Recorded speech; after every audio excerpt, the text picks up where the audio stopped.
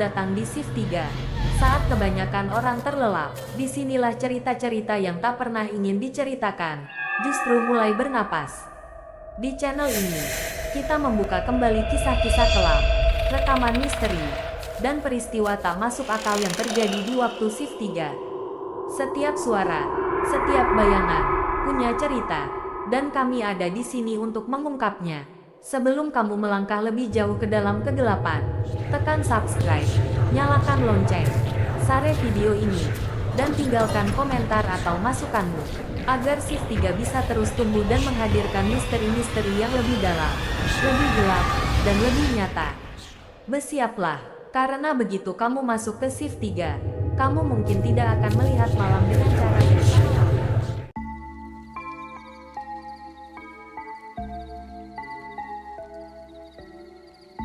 Aku pindah ke Malang karena dapat kerja baru setelah beberapa bulan nganggur di rumah. Gajiku waktu itu masih pas-pasan banget, jadi aku nggak bisa sembarangan pilih tempat tinggal. Harus cari kos yang murah, yang penting bisa buat tidur dan naruh barang. Karena itu aku tanya ke beberapa teman kantor yang udah lebih dulu tinggal di Malang. Siapa tahu ada rekomendasi tempat kos yang sesuai budgetku. Salah satu temanku, Raga, bilang dia pernah lihat kos yang harganya cuma 500.000 per bulan. Begitu aku dengar nominalnya, aku langsung semangat. Soalnya di daerah kota, harga segitu hampir nggak ada. Tapi ekspresi Raga waktu ngomong itu agak aneh. Senyumnya setengah, matanya kayak mau bilang sesuatu tapi ditahan. Cuma, letaknya samping kuburan. Mel, katanya, pelan. Aku langsung diam sebentar, tapi kemudian menghela napas. Buatku, kuburan bukan alasan buat nolak kos murah. Aku bukan tipe orang yang penakut. Lagian aku pikir, kuburan kan cuma tempat orang-orang yang udah meninggal. Mereka nggak akan ngurusin urusan manusia. Paling cuma tempat yang dianggap angker aja. Tapi aku bukan tipe yang gampang percaya. Aku sih nggak masalah, jawabku akhirnya. Raga cuma ngangguk pelan. Ya sudah, tapi kalau kamu jadi lihat tempatnya, jangan malam-malam ya. Aku nggak begitu paham maksudnya apa, tapi aku anggap dia cuma bercanda. 2 hari kemudian, aku putuskan buat survei tempat kos itu. Lokasinya ada di sebuah gang kecil yang jalannya cuma cukup buat 1 motor. Suasananya agak sepi, banyak rumah tua, beberapa pohon besar yang akarnya sampai keluar ke jalan. Udara di sana rasanya lembab, kayak baru selesai hujan, padahal siang itu matahari lumayan terik. Begitu aku sampai di depan kosnya, aku langsung ngerti kenapa murah. Bangunannya kelihatan tua, catnya mengelupas di banyak bagian, dan beberapa jendela pakai tirai tipis yang sudah berubah warna jadi kekuningan. Dari luar aja udah kelihatan kalau tempat ini nggak terlalu dirawat. Tapi hal pertama yang paling mencolok adalah pagar besi hitam setinggi dada di bagian belakang kos. Pagar itu memisahkan halaman kos dengan area pemakaman yang lumayan luas. Dari celah-celahnya, aku bisa lihat beberapa batu nisan berjejer. Beberapa udah miring, beberapa lagi tertutup rumput yang tinggi. Anginnya bawa bau tanah dan daun basah. Rasanya dingin padahal siang. Aku telan ludah. Jujur, aku agak kaget. Kosnya beneran nempel banget sama kuburan. Kalau ada orang yang takut, wajar banget pasti ogah tinggal di sini. Tapi aku udah kadung butuh tempat tinggal. Dan harga 500.000 masih jadi yang paling masuk akal. Ibu kos muncul dari arah dalam. Perempuan berumur mungkin sekitar 50 tahunan. Ramah, tapi wajahnya kayak selalu tampak khawatir. Dia nyapaku sambil tersenyum dan ngajak masuk buat lihat kamar-kamar yang kosong. Yang kosong ada 3, Mas. Tapi yang paling depan itu baru ditinggal penghuni lama. Kamarnya bersih, lumayan besar. Kalau Mas berani, ambil itu aja. Banyak yang nggak mau soalnya. Ya, letaknya paling dekat kuburan. Dia ngomong begitu sambil nunjuk ke lorong panjang. Aku cuma senyum dan ikut jalan di belakangnya. Lorong kos itu sempit. Lantainya keramik putih kusam. Lampu-lampunya agak redup.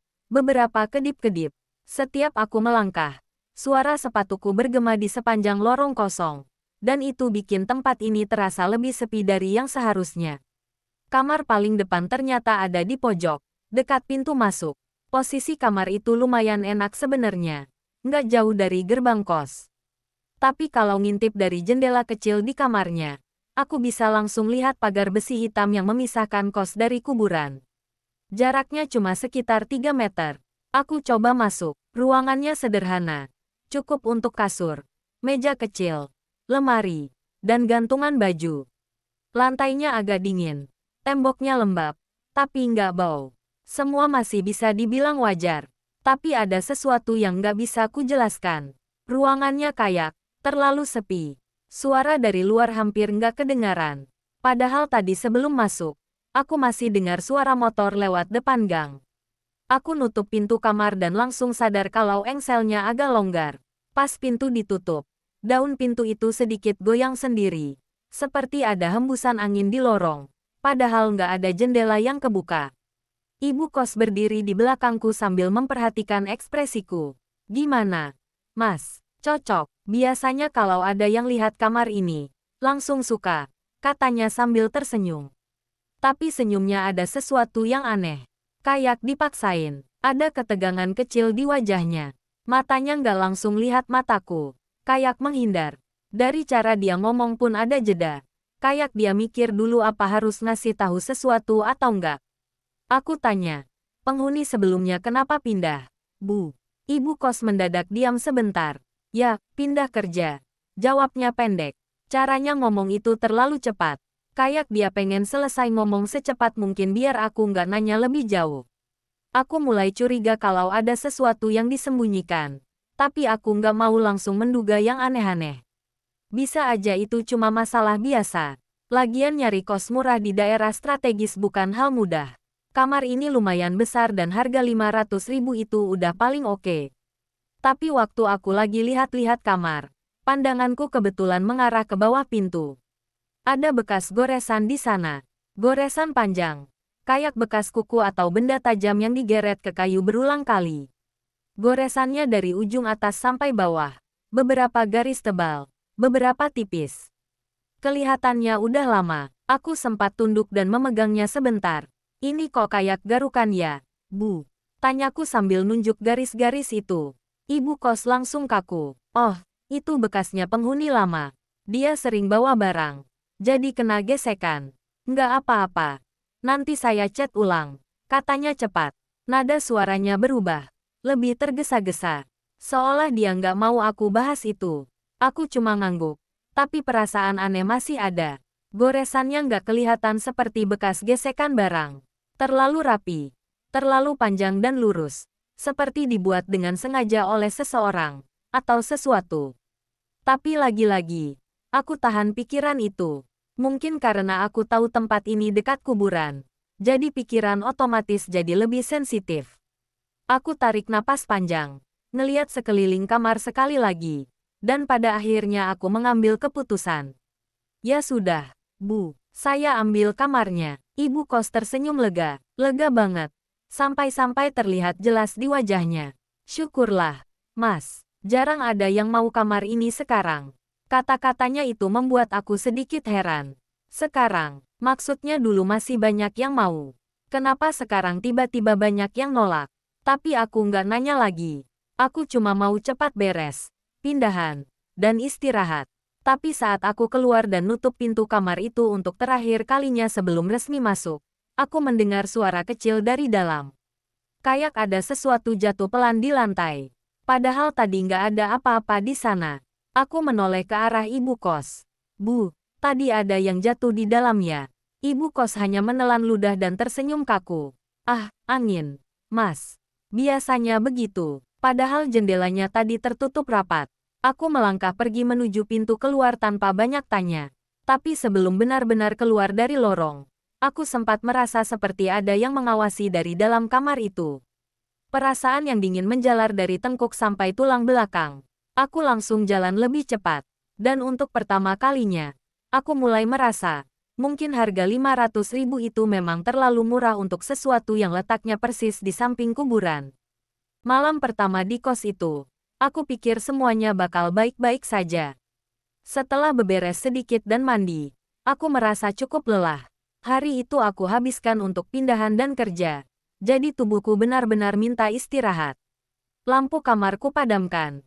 HP jadi satu-satunya sumber cahaya. Aku tiduran sambil scroll sosial media, mencoba bikin diri rileks. Awalnya semuanya biasa saja. Suasana kos cukup tenang. Nggak ada suara orang ngobrol.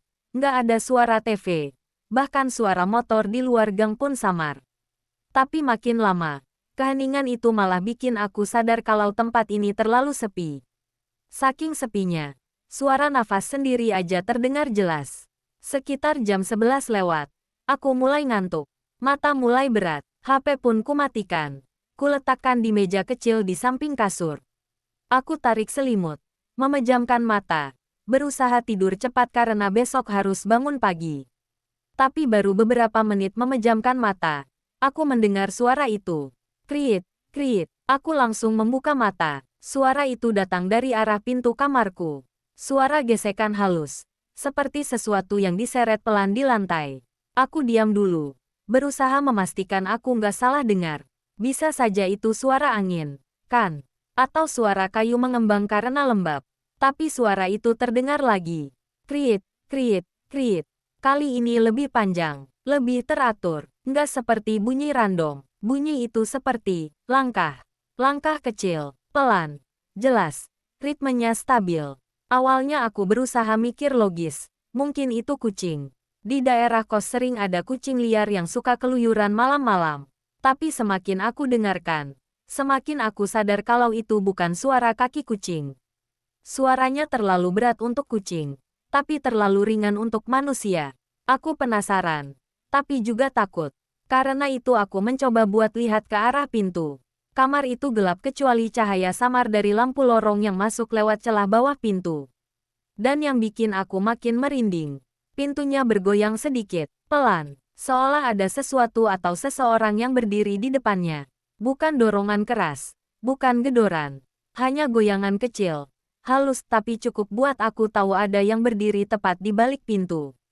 Jantungku mulai deg-degan, aku nahan napas, pikiran mulai kemana-mana. Apa mungkin Bu Kos keliru ngasih kamar ini?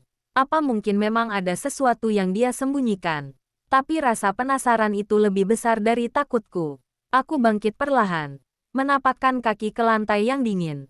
Rasanya seperti ada hawa es yang naik dari keramik dan menyelimuti kakiku. Aku jalan pelan ke arah pintu. Setiap langkah, suara kriit, kriit, itu berhenti. Dan ketika aku berdiri tepat di depan pintu, semuanya sunyi. Aku pegang gagang pintu. Tanganku agak gemetar. Aku tarik napas panjang, lalu memutar gagangnya pelan. Pintu terbuka dengan bunyi engsel sedikit berdecit. Lorong di luar kamar gelap. Lampu kuning redup di ujung lorong berkedip pelan, seperti mau mati. Nggak ada siapa-siapa di sana. Nggak ada bayangan. Nggak ada suara. Tapi yang bikin aku nggak enak adalah hawa dingin yang tiba-tiba menyergap begitu pintuku buka. Bukan dingin biasa. Dingin ini seperti berasal dari sesuatu yang hidup atau mati. Aku nggak tahu. Tapi rasanya seperti saat kamu berdiri dekat seseorang. Tapi orang itu nggak terlihat. Aku merinding parah. Leher belakang terasa seperti ada yang menghembuskan udara dingin ke arahku. Aku cek lantai. Tidak ada jejak. Tidak ada benda jatuh. Tidak ada tanda kalau ada sesuatu yang lewat. Aku menutup pintu lagi. Begitu pintu tertutup rapat, aku putar badan untuk balik ke arah kasur. Baru 2 langkah, suara itu muncul lagi. Tok, tok, tok. Ketukan pelan dari sisi luar pintu. Bukan keras, tapi cukup buat aku mendengar jelas. Tok, tok, tok. Ketukannya teratur, pelan, seperti seseorang atau sesuatu mengetuk hanya dengan ujung kukunya. Tidak kasar, tidak memaksa, tapi seperti undangan. Seperti ajakan halus agar aku membuka pintu lagi. Aku langsung membeku, jantungku berdegup kencang, tanganku sedikit berkeringat. Aku mencoba berpikir logis. Mungkin itu teman kos. Tapi, jam segini, tanpa suara langkah, dan ada sesuatu yang aneh. Saat pintu tadi kubuka, lorong kosong. Tidak ada siapapun, tidak ada tempat buat sembunyi. Mustahil seseorang tiba-tiba muncul hanya beberapa detik setelah aku menutup pintu. Aku berdiri di tengah kamar, memandang pintu itu lama. Suara ketukan itu berhenti sebentar. Aku berpikir suaranya selesai, tapi tiba-tiba terdengar lagi. Kali ini lebih pelan tapi lebih panjang. Tok, Tok, tok, seperti seseorang sedang mengetuk sambil menahan tawa. Atau sambil menunggu reaksiku. Aku tidak berani mendekat. Aku hanya mundur perlahan. Duduk di tepi kasur. Lampu masih mati. Jadi aku hanya mengandalkan cahaya kecil dari HP yang tadi kutaruh di meja. Bayangan pintu tampak samar. Aku bisa lihat bagian bawah daun pintu, celah kecilnya, dan bayangan redup dari cahaya lorong. Aku menatap celah itu lama, dan tiba-tiba, aku melihat sesuatu yang membuat kulitku dingin. Ada bayangan melewati celah pintu. Bukan bayangan manusia. Bayangan itu terlalu kecil, tapi juga terlalu panjang. Seperti kaki, tapi bukan kaki normal. Seolah bentuknya tidak benar, seperti menekuk ke arah yang nggak wajar. Bayangan itu berhenti tepat di depan pintu. Aku menutup mulut dengan tangan agar tidak teriak. Nafasku sesak. Aku merasa seluruh tubuhku terpaku. Ada yang berdiri di luar pintu kamarku. Diam, tidak bergerak, tidak bersuara. Tapi aku tahu itu ada. Aku mencoba memberanikan diri mengambil HP pelan-pelan. Cahaya HP menyinari sedikit bagian pintu. Bayangan di bawah pintu itu bergerak pelan. Seperti berpindah posisi. Bukan pergi, hanya berubah arah. Seolah sesuatu di luar sana memiringkan kepala. Memperhatikan aku dari balik pintu. Aku memejamkan mata sebentar. Membaca doa sebisaku. Aku ingin teriak tapi tenggorokanku mengeras.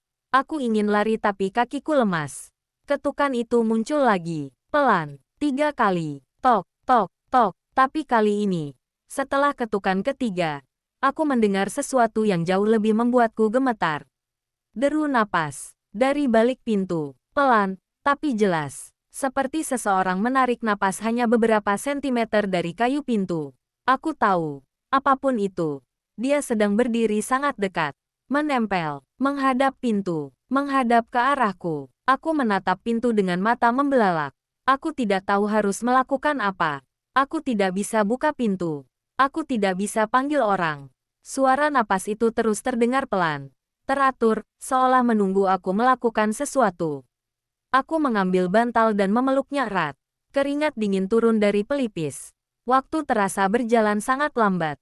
Suara detak jam dinding terdengar lebih keras, lebih cepat. Tapi napas itu tetap ada. Aku duduk begitu lama di tepi kasur, sampai rasanya tubuhku mati rasa. Suara ketukan dan napas itu akhirnya meredup, lalu menghilang. Tapi aku tetap sama sekali tidak berani mendekati pintu. Malam itu, aku sama sekali tidak bisa tidur. Aku hanya menunggu matahari muncul, berharap semuanya kembali normal. Tapi sebagian dari diriku tahu, itu bukan hal yang normal. Itu bukan manusia, dan itu baru malam pertama. Pagi itu udara di lorong kos masih terasa dingin. Dingin yang sama seperti waktu aku membuka pintu semalam. Aku keluar kamar sambil mengucek mata karena semalaman hampir nggak bisa tidur. Rasanya setiap kali aku mau merem, selalu ada yang ngetuk pintu pelan. Kadang sekali, kadang 2 kali, kadang lama banget sampai bikin aku kesel sendiri. Tapi jelas terasa kalau itu bukan suara kucing atau tikus. Suaranya terlalu ritmis, terlalu seperti tangan manusia. Aku lagi mau ke kamar mandi waktu tiba-tiba pintu kamar sebelahku kebuka. Cowok kurus dengan rambut acak-acakan keluar sambil bawa ember kecil. Wajahnya pucat kayak abis begadang seminggu. Dari tatapannya aja aku tahu dia bukan baru sekali ngalamin malam buruk di sini. Dia ngelihat aku sebentar, terus langsung nanya, "Malam tadi, kamu dengar sesuatu?" Nada suaranya buru-buru, kayak takut aku jawab iya. Aku diam sebentar, tapi wajahku yang masih lelah sepertinya udah jadi jawaban. Aku akhirnya mengangguk. Dengar, pintu kayak digedor. Lalu kayak ada suara orang jalan mondar-mandir di depan kamar. Wajahnya langsung berubah pucat. Lebih pucat dari sebelumnya. Dia nutup pintunya pelan. Lalu berdiri lebih dekat ke arahku. Seolah takut ada yang dengar. "Kalau dengar gitu," bisiknya, "jangan dibuka. Apapun yang kamu dengar, jangan buka pintu malam-malam." Aku langsung merinding. Aneh aja rasanya. Pagi-pagi udah dikasih peringatan serem gitu. Aku coba ketawa kecil biar nggak terlalu tegang. Tapi malah terdengar kaku. "Kok, emang ada maling? Atau apa?" tanyaku. Dia cuma geleng cepat. Terlalu cepat sampai bikin aku makin bingung. Bukan, ini bukan kayak gitu. Ini soal penghuni baru, katanya. Aku mengerutkan kening. Penghuni baru, maksudnya, ada anak kos baru. Dia menatapku lama banget sampai bikin aku nggak nyaman. Kayak dia lagi mikir, harus ngomong apa dan harus jujur seberapa jauh. Ada penghuni baru, tapi bukan manusia, katanya lirik. Aku otomatis menelan ludah. Jangan bercanda, bro, gue serius, katanya singkat. Dia suka berdiri di depan pintu. Tapi kalau kamu buka, dia bakal masuk. Aku diam. Bagian paling menyeramkannya adalah, kalimat itu terasa seperti sebuah peringatan yang pernah dia dengar sebelumnya dari orang lain. Bukan sesuatu yang dia karang sendiri. Aku membatin dalam hati. Mungkin dia cuma nyoba nakut-nakutin pendatang baru. Tapi iyalah, siapa yang nggak merinding kalau dibilang begitu setelah semalaman pintunya diketuk. Sambil menahan perasaan nggak enak itu, aku akhirnya berusaha nyari topik lain. Kamu udah lama tinggal di sini, Rian. Baru sekarang aku tahu namanya setelah dia nyebut tadi. Mengangguk pelan sambil duduk di bangku kecil di depan kamarnya. Setahun, tapi di 6 bulan terakhir, semuanya berubah. Aku jadi kepikiran, kos tua dekat kuburan, harga murah, banyak kamar kosong, jelas ada alasan di balik itu. Tapi aku tetap pengen tahu, apalagi setelah menyaksikan kejadian semalam. Ada apa emangnya? Tanyaku. Mencoba santai, dia ngelihat ke arah pagar belakang yang memisahkan kos dengan kuburan. Pandangannya kosong. Ada rasa takut yang dalam. Dulu sepi tapi aman. Sampai Bu Kos nambah bangku kayu di depan kamar paling pojok. Aku bingung. Bangku kayu. Kenapa bangku bisa bikin masalah? Rian mencondongkan badan sedikit. Suaranya makin pelan. Karena tiap malam, ada yang duduk di situ. Jantungku langsung deg-degan. Aku bahkan belum pernah lihat bangku itu karena kamarku ada di bagian depan. Sementara yang dia maksud ada di lorong belakang dekat pagar kuburan. Siapa? Tanyaku walau aku udah punya firasat buruk. Cewek, katanya. Dia selalu duduk nunduk. Rambutnya panjang banget sampai nutupin mukanya. Kalau ada orang lewat tengah malam, dia bakal berdiri pelan, terus ngikutin dari belakang. Banyak yang pernah lihat, tapi orang-orang cuma pura-pura nggak tahu. Aku bergidik, nafasku berat. Terus apa hubungannya sama pintu diketuk itu? Tanyaku. Rian mengusap wajahnya. Terlihat capek banget waktu menjelaskan. Awalnya yang dia lakuin cuma duduk di situ. Lama-lama, dia berdiri. Lama-lama, dia berjalan menyusuri lorong. Dan sekarang, dia berhenti di depan pintu orang. Aku ngerasa hawa lorong pagi itu tiba-tiba dingin. Kayak suhu ruangan turun beberapa derajat. Kayak cerita yang dia sampaikan punya efek langsung ke sekitarnya. Rian menatapku lagi. Dulu ada anak kos baru. Kayak kamu. Dia dengar pintunya diketuk malam pertama.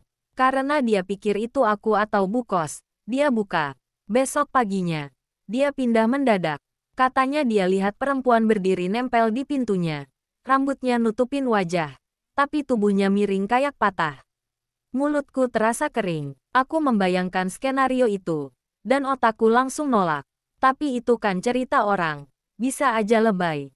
Kataku mencoba menenangkan diri. Rian menggeleng pelan. Semalam, pintumu diketuk. Kan?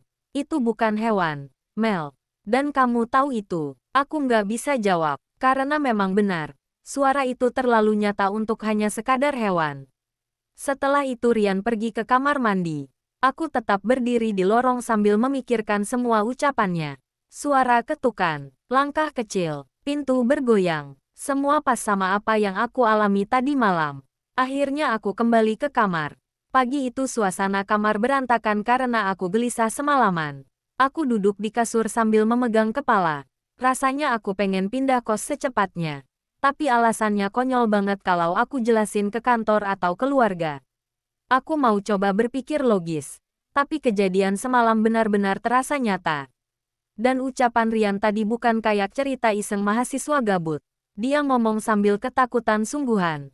Siang harinya aku memutuskan untuk keluar kos sebentar buat beli makan siang di warung dekat gang. Cuaca cerah, tapi entah kenapa aku tetap merasa diawasi.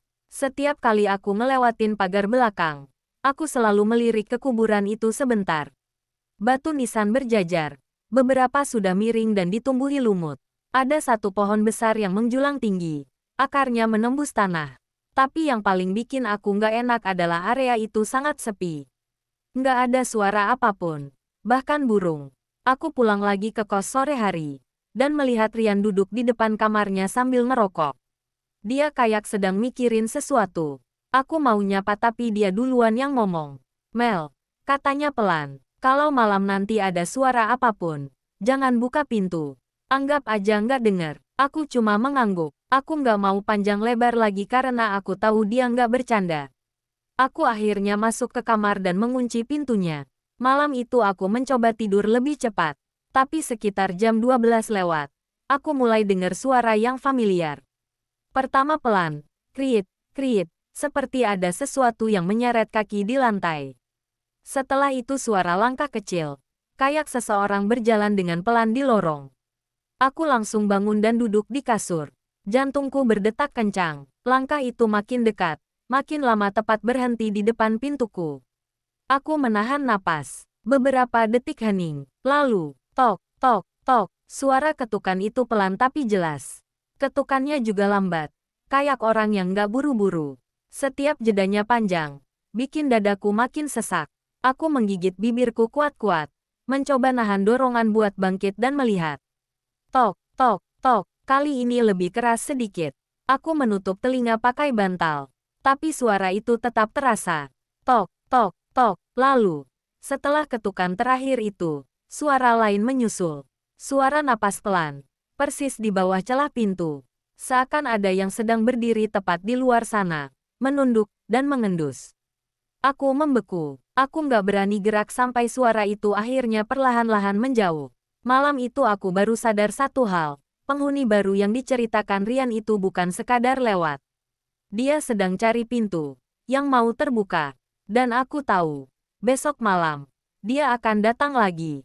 Malam itu hujan turun dari sore dan nggak berhenti sama sekali. Semakin malam, semakin deras. Sampai suara hujannya kayak ditumpahin dari langit langsung ke genteng kos yang tipis. Angin kasar berkali-kali menghajar jendela dan pintu kamar, bikin semuanya bergetar pelan. Aku duduk di kasur sambil main HP, tapi setiap bunyi dari luar selalu bikin aku refleks nengok ke pintu. Aku udah nggak bisa santai lagi setelah kejadian 2 malam sebelumnya. Aku pikir semakin malam, anginnya bakal reda, tapi justru makin menjadi-jadi. Daun pintu kamarku getar pelan, kadang agak keras, kayak ada yang dorong dari luar. Aku berusaha mikir logis, meyakinkan diri bahwa semua ini cuma efek angin dan hujan. Tapi semakin aku mencoba, semakin aku gagal. Apalagi setiap kali aku menutup mata, suara ketukan malam sebelumnya muncul lagi di kepala. Sekitar jam 1 pagi, aku akhirnya ketiduran. Tapi tiba-tiba, aku kebangun karena suara lain. Bukan suara hujan, bukan suara angin, tapi suara yang sangat familiar. Suara yang bikin jantungku langsung naik ke tenggorokan. Tok, tok, tok, ketukannya pelan, tapi jelas. Pelan tapi sengaja, pelan tapi teratur. Seolah-olah seseorang sedang memastikan aku mendengarnya. Bukan karena angin, bukan karena kayu memuai, bukan karena kucing, tapi karena ada yang mengetuk. Aku langsung kaku, badanku seketika dingin, tanganku gemetaran. Dan tepat pada saat itu aku ingat kata-kata Rian sebelumnya. Kata-kata yang dia ucapkan dengan wajah pucat dan suara pelan tapi sangat serius. Kalau malam kamu dengar sesuatu, jangan dibuka. Apapun yang kamu dengar, jangan buka pintu. Aku menutup selimut sampai dada. Nggak berani gerak, nggak berani napas terlalu keras. Ketukan itu berhenti sejenak, tapi rasa tegangnya nggak hilang. Justru makin mencekik. Aku menunggu. Lama sekali. Sampai aku sempat mikir mungkin aku cuma halu. Mungkin aku kebangun karena suara hujan dan semuanya cuma kebawa suasana. Tapi tiba-tiba, tok, tok, tok, kali ini jauh lebih keras. Tidak pelan lagi, tidak sopan, tidak samar, tapi seperti seseorang benar-benar memukul pintu kamar. Aku langsung menutup mulut sendiri biar nggak spontan teriak. Keringat dingin keluar dari tengkuk sampai punggung. Suara hujan di luar beneran kalah sama suara itu. Tok, tok, tok. Lalu, aku dengar suara lain. Suara yang bikin bulu kuduku berdiri semua. Kekeh. Suara panjang, kasar, seperti seseorang menggesekkan kuku panjang di atas permukaan kayu. Menggores perlahan, dari atas ke bawah, dengan sengaja. Suara gesekannya panjang, nggak putus. Kayak kuku runcing itu beneran ngelukain pintuku. Aku gemetar, nggak tahu harus gimana, nggak tahu harus lari kemana. Aku cuma bisa diam sambil menatap pintu itu dari ujung kasur. Dan saat itu terjadi, dari celah kecil di bagian bawah pintu yang biasanya cuma jadi tempat cahaya lorong masuk sedikit, aku melihat sesuatu yang membuat napasku langsung hilang. Sebuah bayangan, bayangan kaki, tapi bukan kaki normal. Kaki itu menghadap ke arah yang salah. Telapak kakinya seperti terbalik, mengarah ke dalam tubuh, bukan ke depan. Posisinya aneh, bengkok, seperti sendi-sendi di dalamnya patah tapi tetap dipaksa berdiri. Bayangan itu nggak goyang meski pintunya bergetar karena angin. Tidak bergerak sedikit pun, diam, kaku, tegak, seolah-olah pemiliknya sedang berdiri tepat di depan pintu kamarku, menunggu. Aku langsung menutup mulut pakai kedua tangan. Tenggorokanku terasa panas, tapi suaraku terkunci. Air mata mulai keluar tanpa aku sadari. Tubuhku gemetar hebat. Bayangan itu tetap di situ. Lama, terlalu lama untuk disebut halusinasi. Lalu, dari balik kayu pintu, aku mendengar sesuatu yang lebih buruk dari ketukan atau gesekan kuku.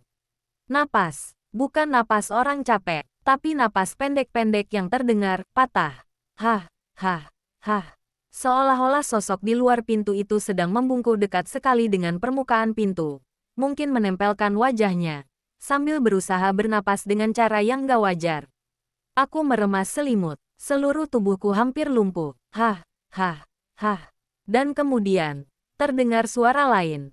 Bisikan, suara perempuan, pelan, serak, tapi jelas sekali. Buka pintunya. Aku langsung tutup telinga, menjepit kedua telingaku pakai bantal. Tapi suara itu tetap terdengar. Bisikannya seperti langsung diucapkan di dalam kepalaku. Dekat telinga, dekat leher. Buka, aku mau masuk. Aku menggeleng keras-keras sambil berusaha menahan tangis. Aku baca doa apapun yang aku ingat. Bener-bener bingung ayat apa. Tapi aku baca semua. Aku berusaha nggak lihat ke pintu. Tapi pandanganku selalu kembali ke situ. Bayangan kaki itu masih di sana. Diam, tegak, menghadap ke arah yang salah. Sampai akhirnya, setelah entah berapa menit yang terasa seperti berjam-jam, suara gesekan itu berhenti. Napas itu berhenti. Bisikan itu berhenti. Bayangan di bawah pintu bergerak sedikit. Aku langsung kaget dan mundur. Tapi ternyata bukan mendekat. Bayangannya pelan-pelan bergeser menjauh. Seperti langkah yang perlahan tapi pasti berjalan mundur. Kriet, kaki itu melangkah mundur perlahan. Seolah diseret. Sampai akhirnya bayangannya hilang dari celah pintu. Aku tetap nggak berani bangun. Aku tetap nggak berani mendekati pintu. Suara langkah kecil itu terus menjauh di lorong. Semakin lama semakin pelan. Sampai akhirnya hilang sama sekali. Tenggelam oleh suara hujan dan angin. Aku diam di kasur. Tubuh kaku. Sampai jam 3:30 pagi. Baru setelah suara azan subuh sayup-sayup terdengar dari kejauhan, aku merasa bisa bernapas lagi. Aku akhirnya bangkit pelan dan duduk di pojok kasur sambil memeluk lutut. Mata masih berkaca-kaca. Aku melihat pintu kamar itu. Dan aku sadar, bekas goresan kuku yang tadi ku dengar benar-benar ada di sana. Membentuk garis panjang, tipis, tapi nyata. Kayu pintuku beneran terkelupas. Itu bukan mimpi, itu bukan halusinasi. Dan sosok itu benar-benar berdiri di depan pintuku, menunggu. Malam itu aku sadar satu hal, penghuni baru yang diceritakan Rian bukan sekadar lewat atau gentayangan tanpa tujuan. Sosok itu mencari pintu yang terbuka. Dan entah kenapa, dia memilih kamarku. Dan aku tahu, malam berikutnya keadaan gak akan lebih baik. Sosok itu akan kembali, mungkin lebih dekat, mungkin lebih lama, mungkin lebih berani, dan yang paling aku takuti, mungkin nanti dia nggak cuma mengetuk, mungkin dia akan mencoba memutar gagang pintu. Pagi itu matahari belum tinggi, tapi udara di kos masih lembab kayak abis disiram air dingin. Hujan semalam meninggalkan jejak, lantai lorong basah, bau tanah dari arah pemakaman ikut merembes masuk. Dan bekas goresan di pintu kamarku terlihat lebih jelas saat kena cahaya pagi. Aku nggak tidur hampir semalaman. Setiap kali aku memejamkan mata, bayangan kaki terbalik itu selalu muncul lagi. Berdiri, diam, nunggu. Aku nggak tahu harus cerita ke siapa. Rian hanya menatapku sekilas waktu aku keluar kamar. Seolah dia udah tahu aku ngalamin hal yang sama seperti penghuni-penghuni sebelumnya. Aku butuh jawaban, butuh penjelasan, atau setidaknya sesuatu yang bisa bikin aku yakin kalau aku belum gila. Jadi aku cari Bu Kos. Bu Kos biasanya nyapu halaman setiap pagi. Tapi waktu aku datang, dia nyapu dengan gerakan lambat, kayak lagi mikir sesuatu. Dia kelihatan lebih tua dari kemarin. Atau mungkin aku aja yang terlalu tegang sampai ngerasa semua terlihat lebih suram. Bu, panggilku pelan. Dia kaget sedikit, lalu berhenti nyapu. Tatapannya turun ke lantai, bukan ke wajahku. Ada apa? Mel, aku menelan ludah. Suaraku masih bergetar sedikit. Aku bahkan bisa dengar sendiri. Bu, kos ini sebenarnya kenapa? Kok tiap malam ada yang ketuk pintu kamar saya? Bu Kos nggak langsung jawab. Dia cuma diam. Napasnya terdengar berat. Tangannya yang memegang sapu gemetar kecil. Aku langsung tahu. Dia paham persis yang aku maksud. Hening itu membuatku makin cemas. Sampai akhirnya dia berkata dengan suara pelan, penuh beban. Aku sudah bilang ke kamu, kalau kamar depan itu ada yang nempatin dulu. Dek, kata-katanya simple. Tapi nadanya bikin dadaku dingin. Aku mengerutkan kening. Maksudnya gimana? Bu, yang nempatin dulu itu, siapa? Dia menghela napas panjang, lalu merapatkan sapunya ke badan. Seolah cerita yang bakal dia keluarkan ini adalah sesuatu yang udah lama dikunci rapat-rapat. Sesuatu yang dia berharap semua orang berhenti menanyakannya. Tapi tamu-tamu baru selalu datang dan harus tahu. Beberapa detik kemudian, dia mulai bicara. Beberapa tahun lalu, katanya perlahan, ada penghuni perempuan. Namanya Sinta. Dia masih muda, sekitar usia kalian. Cantik, ramah. Tapi waktu itu dia lagi banyak masalah sama pacarnya. Hampir tiap malam dia menangis sendirian di kamar depan itu. Kamar yang kamu pakai sekarang. Darahku langsung turun ke kaki. Jantungku ngebut. Dia sering banget mengurung diri. Jarang keluar kamar. Tetangga sebelah waktu itu bilang Sinta sering ngomong sendiri di malam hari. Atau duduk lama di depan pintunya sambil nunggu seseorang pulang. Suara angin menembus celah pagar besi di belakang, membawa aroma lembab dari kuburan. Suasana pagi yang seharusnya cerah berubah mencekam seketika. Suara Bu Kos makin pelan. Satu malam, dia berdiri di depan pintu kamarnya. Diam, lama sekali, sampai subuh. Semua penghuni udah khawatir. Mereka panggil aku. Kita gedor pintunya, tapi dia nggak nyaut. Akhirnya kami paksa buka. Aku menahan napas tanpa sadar. Ada firasat buruk yang besar tentang apa yang bakal dia bilang. Waktu pintu itu kebuka. Lanjutnya, dia masih berdiri. Badannya nempel ke daun pintu. Kepalanya miring. Matanya terbuka lebar, melotot. Nafasnya sudah nggak ada. Dia meninggal sambil berdiri. Tidak jatuh, tidak terduduk, berdiri. Tanganku langsung merinding tajam sampai ke bahu. Aku membayangkan seseorang meninggal dalam posisi begitu. Itu sudah cukup buat bikin siapapun trauma. Tapi belum selesai. Bu Kos melanjutkan dengan suara yang lebih lirih. Hampir seperti dia takut Sinta mendengar. Warga heran. Polisi juga bingung. Tidak ada luka. Tidak ada tanda kekerasan. Tapi posisi tubuhnya itu tidak wajar. Kayak dia menunggu seseorang membuka pintu dari dalam kamar. Aku merasa ruangan berputar. Kata-katanya terus terngiang. Menunggu seseorang. Membuka pintu dari dalam. Aku menatap pintu kamarku yang terlihat dari halaman. Kayu itu, yang semalam digores kuku panjang itu, kini seperti menatap balik ke arahku. Sejak kejadian itu, kata Bu Kos, beberapa penghuni sering melihat ada perempuan berdiri di depan pintu mereka tengah malam. Rambutnya panjang menjuntai, nutupin wajahnya. Kadang berdiri sambil nempel ke pintu. Kadang nunduk kayak lagi cari celah buat ngintip ke dalam kamar. Banyak yang langsung pindah. Bu, suaraku nyaris hilang. Kenapa tidak cerita dari awal? Dia tersenyum kecil. Tapi bukan senyum bahagia. Lebih ke senyum orang yang sudah menyerah menjelaskan sesuatu berkali-kali. Kamu tahu sendiri harga kos ini murah. Kalau aku jujur ke semua orang, nggak ada yang mau tinggal di sini. Aku nggak bisa ngomong. Semua terasa masuk akal dan nggak masuk akal di saat yang sama. Murahnya harga kos, lorong yang selalu dingin, kamar belakang yang kosong bertahun-tahun, bangku kayu yang Rian bilang selalu dipakai seseorang buat duduk tengah malam. Dan sekarang, cerita tentang Sinta, penghuni yang meninggal sambil berdiri di depan pintunya. Bu Kos melanjutkan, suaranya semakin berat. Roh Sinta itu tidak pergi. Katanya dia masih sering berdiri di depan pintu kamar yang dulu tempat dia tinggal. Menunggu seseorang dari dalam membukakan pintu itu. Menunggu, seperti malam terakhirnya. Aku memegang tengkukku, bulu kuduku berdiri semua. Rasanya aku nggak bisa napas. Tapi kenapa dia datang ke pintu saya? Bu, tanyaku dengan suara kecil. Bu Kos menahan napas sebentar sebelum menjawab.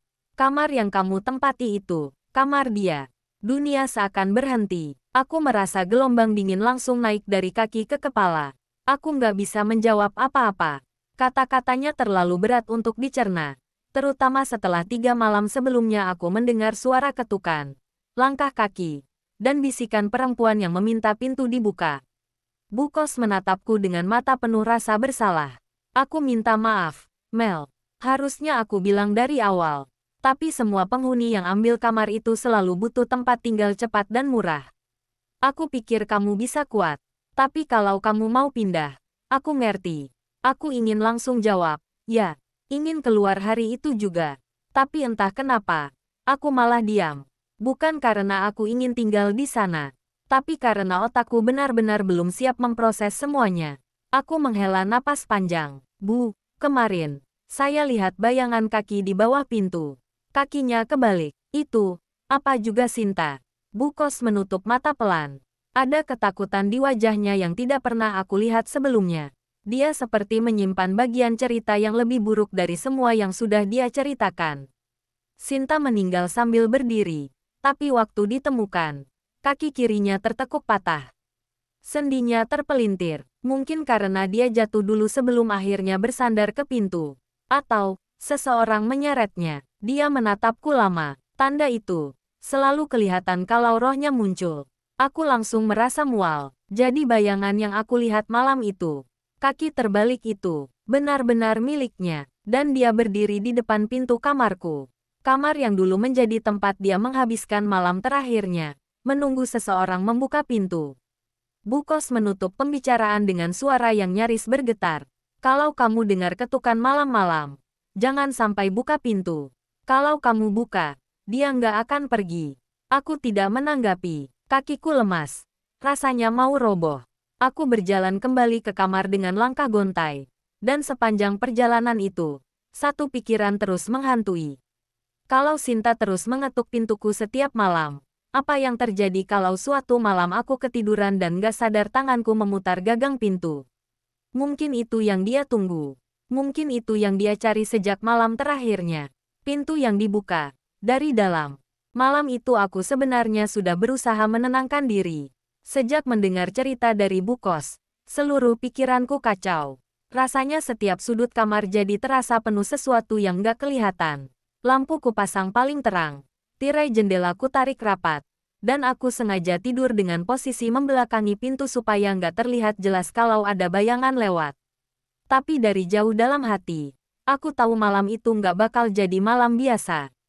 Ada perasaan ganjil yang terus nempel dari sore, kayak ada yang mengikutiku sejak aku pulang kuliah. Bahkan waktu aku masuk kamar, aku merasa langkahku ditarik-tarik angin dingin yang nggak masuk akal. Sekitar jam 2 pagi, aku kebangun karena suara getaran kecil. Awalnya kukira itu suara angin, tapi beberapa detik kemudian, suara itu berubah jadi ketukan. Pelan dulu, tok, tok, tok. Kemudian makin jelas seolah tepat di depan telingaku meski aku masih di kasur. Tubuhku langsung kaku, jantungku berdetak keras hingga rasanya hampir menyakitkan.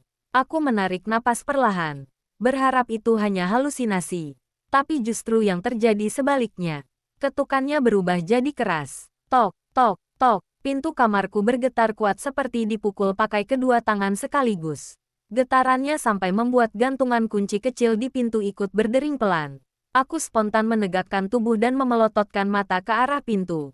Suara geraman angin dari luar jendela bergabung dengan hentakan-hentakan itu, menciptakan suasana chaos yang bikin tengkukku basah oleh keringat dingin. Aku nggak berani bergerak, bahkan bernapas pun rasanya salah. Dan ketika aku akhirnya memberanikan diri menunduk, aku lihat itu, bayangan hitam di bawah pintu. Tapi beda dari sebelumnya, bayangan itu bukan sekadar dua kaki berdiri tegak menunggu seperti malam-malam sebelumnya. Bayangan itu terlihat lebih rendah, lebih dekat ke lantai, seperti seseorang sedang jongkok, memiringkan kepala untuk mengintip ke dalam dari celah setipis itu. Rambut panjangnya menjuntai, menutupi sebagian lengkung bahu yang samar terlihat dari celah cahaya lampu kamar. Rambut itu menempel di lantai, basah, seperti baru keluar dari hujan. Aku menutup mulut dengan kedua tangan agar suara napasku nggak kedengaran. Pintu berhenti diketuk untuk beberapa detik yang terasa seperti selamanya. Lalu, perlahan, bayangan itu bergerak. Bukan menjauh, tapi naik, pelan, sangat pelan. Seperti seseorang yang merayap berdiri dengan badan yang dipaksa untuk tegak. Bayangan rambutnya ikut terangkat, menciptakan siluet bergerigi yang bikin bulu kuduku berdiri satu persatu. Aku ingin kabur, tapi kakiku seolah ditanam di lantai. Saat bayangan itu berdiri tegak, suara baru muncul. Suara itu bukan ketukan, bukan gesekan kuku, tapi suara napas. Suara napas sangat berat, serak, dan seperti keluar dekat kupingku padahal jelas-jelas sumbernya di luar pintu. Aku, sudah lama, nunggu, begitu katanya. Pelan tapi sangat jelas, seolah dia sedang bisik-bisik langsung di belakangku. Kata-katanya terputus-putus, seperti seseorang yang memaksakan suara dari tenggorokan yang rusak. Pintu kamarku tiba-tiba terguncang keras setelah suara itu muncul. Seolah seseorang menabrakkan seluruh bobot tubuhnya ke pintu berkali-kali. Gagang pintu berputar sedikit, jelas ada yang mencoba membukanya dengan paksa. Aku spontan bangun dari kasur, berlari ke arah pintu, dan menahan gagangnya dengan kedua tangan sekuat tenaga. Aku bisa merasakan dorongan keras dari luar, membuat gagang pintu bergetar dan hampir terlepas dari genggamanku. Tubuhku goyah setiap kali pintu dihantam. Jantungku rasanya mau meloncat keluar. Aku tahu kamu di dalam. Suara itu muncul lagi. Lebih dekat, lebih jelas, seperti tepat di celah pintu. Aku tekan tubuhku ke daun pintu, berusaha menjadi penghalang sekuat yang bisa kulakukan. Dari balik pintu, ada bunyi kuku menggores kayu, panjang, lambat, dan sangat menembus sampai ke tulangku. Kekeh, suara itu terasa seperti mencabik kepalaku dari dalam. Dan saat aku masih berkutat menahan pintu, tiba-tiba aku dengar suara lain, di belakangku. Suara napas pelan, teratur, seperti seseorang berdiri tepat di belakangku, mengamatiku. Napas itu terlalu dekat, terlalu nyata, padahal aku tahu benar. Aku sendirian di kamar. Aku terlalu takut untuk menoleh. Setiap bagian tubuhku menjerit menyuruhku jangan lihat, jangan balik badan, jangan beri perhatian. Tapi napas itu terus ada. Kadang terasa berat, kadang seperti menghembuskan udara dingin ke tengkukku. Aku mulai gemetar hebat, tangan dan kakiku seperti nggak bisa kugerakkan dengan sempurna. Sementara dari luar pintu, dorongan makin kuat. Buka, suara itu memanggil dari luar. Buka pintu. Lalu dari belakangku, suara napas itu berubah jadi bisikan halus yang hampir nggak terdengar, tapi cukup untuk membuat seluruh tubuhku membeku. Dia sudah di sini. Aku hampir pingsan. Rasanya dunia mengecil dan ruang kamar terasa sempit, seperti dinding-dinding bergerak mendekat. Aku hanya bisa menekan pintu dengan tenaga yang tersisa sambil memejamkan mata kuat-kuat. Aku membaca doa dalam hati, tapi lidahku keluh. Aneh, sangat aneh. Tubuhku tiba-tiba merasa berat, seperti ada seseorang yang berdiri persis di belakangku dan memegang bahuku. Sentuhan itu dingin, lembab, seperti tangan yang sudah lama berada di kuburan basah. Aku berteriak tanpa suara, tenggorokanku seperti terkunci. Aku hanya bisa meronta dalam hati, berharap apapun yang ada di luar dan di dalam kamar itu pergi. Pintu kembali berguncang keras, sampai-sampai engselnya berdecit. Aku bisa merasakan daun pintu melengkung sedikit dari tekanan kuat itu. Kuku dari luar mencakar lagi. Kali ini lebih cepat, lebih marah. Seperti makhluk itu tahu aku menolak kehadirannya. Sementara itu, suara di belakangku berubah. Napas yang awalnya dekat kini terdengar berpindah ke atas. Seakan-akan sosok itu naik, atau berdiri semakin tinggi. Aku bisa merasakan hawa dingin menetes dari atas kepalaku. Seolah sosok itu membungkuk, menempelkan wajahnya dekat kepalaku. Rambut panjang, entah berasal dari siapa dan bagaimana, terasa menyapu punggungku dengan gerakan yang sangat pelan. Aku ingin menangis. Dia sudah melihatmu. Bisik suara itu, lebih lembut tapi jauh lebih menakutkan. Tiba-tiba semua suara hilang. Ketukan berhenti, goresan berhenti, napas di belakangku hilang seperti angin yang tersedot keluar ruangan. Pintu berhenti didorong. Hening, hening yang sangat mencekam sampai suara detak jam dinding terdengar seperti pukulan palu di dalam kepala. Aku tetap memegang gagang pintu mungkin selama beberapa menit tanpa sadar. Tanganku berkeringat dingin, dan tubuhku seperti mati rasa. Aku nggak tahu kapan tepatnya aku akhirnya memberanikan diri menoleh. Pelan, sangat pelan, ruangan terlihat sama seperti sebelumnya. Kosong, tapi hawa dingin yang tersisa mengatakan sesuatu baru saja terjadi di kamar itu. Sesuatu yang bukan sekadar gangguan. Sesuatu yang sedang mengamatiku. Sesuatu yang ingin masuk. Dan aku tahu, malam itu bukan puncak. Itu baru permulaan. Aku pikir malam itu sudah mencapai batas paling mencekam dari hidupku. Sudah cukup dengan ketukan, goresan kuku, dan bayangan kaki terbalik di bawah pintu. Tapi ternyata aku salah besar. Ketika aku menahan pintu dengan seluruh tenaga, aku benar-benar yakin sosok itu hanya ada di luar. Hanya mencoba masuk, hanya satu arah ancaman yang harus kutahan. Tapi justru ketika fokusku sepenuhnya tertuju pada gagang pintu yang terus berputar, aku merasakan sesuatu yang tidak mungkin terjadi. Sebuah tangan dingin menyentuh pundakku dari belakang. Sentuhan itu begitu nyata, berat, dingin seperti es, menusuk sampai ke tulang. Bukan ilusi, bukan angin. Itu benar-benar sentuhan manusia, atau sesuatu yang pernah jadi manusia. Tubuhku langsung lumpuh. Aku bahkan lupa bagaimana caranya bernapas.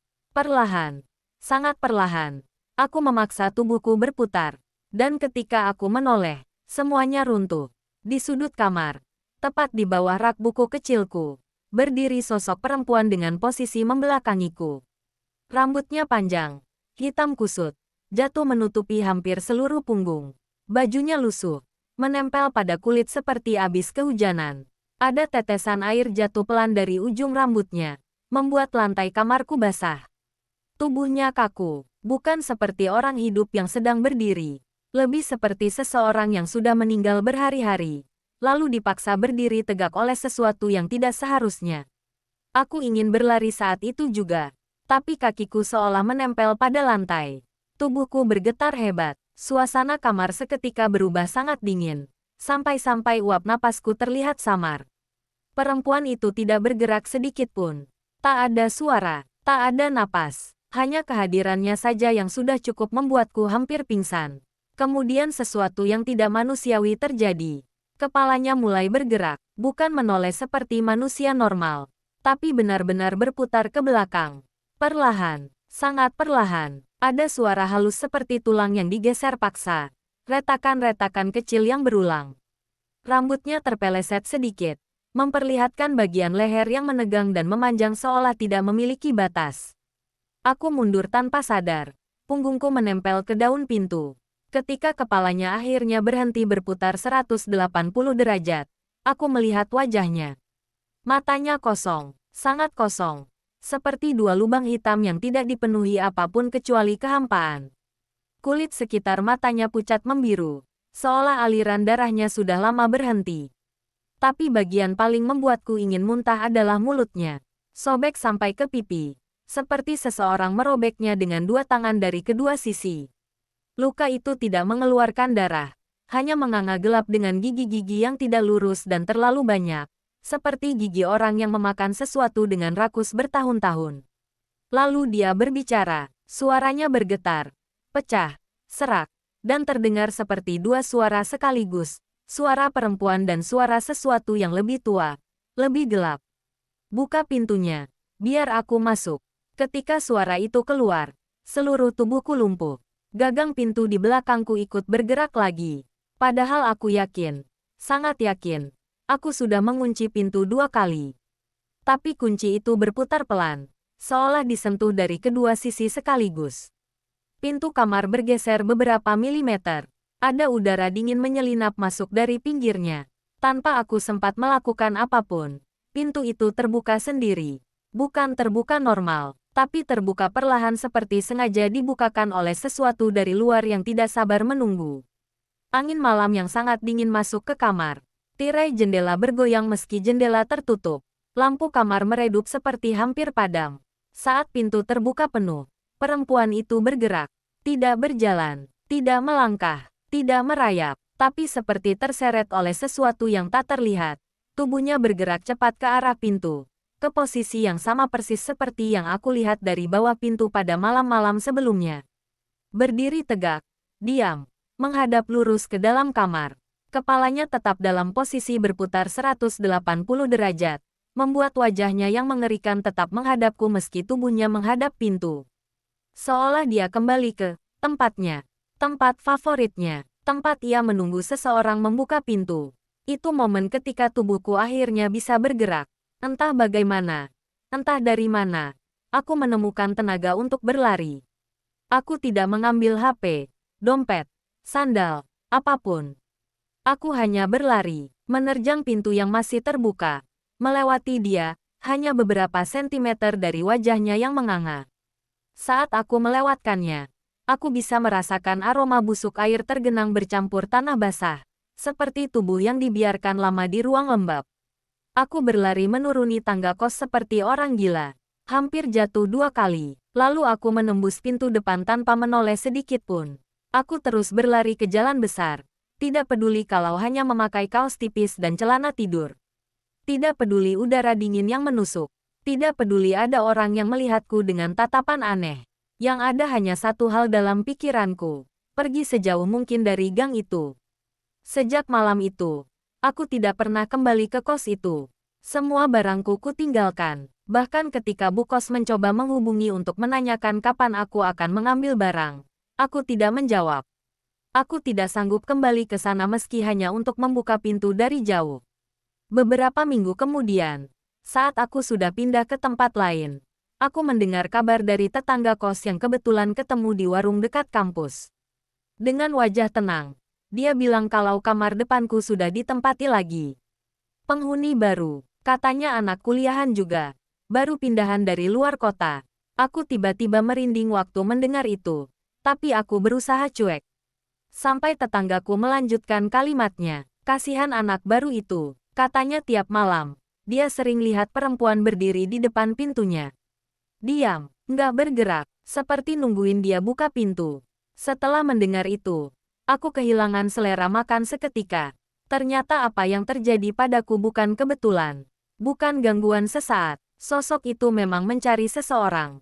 Menunggu seseorang. Dan siapapun yang tinggal di kamar depanku akan mengalami hal yang sama. Atau mungkin lebih buruk. Karena aku sempat melihat wajah itu. Dan aku tahu, dia belum selesai. Tidak akan pernah selesai.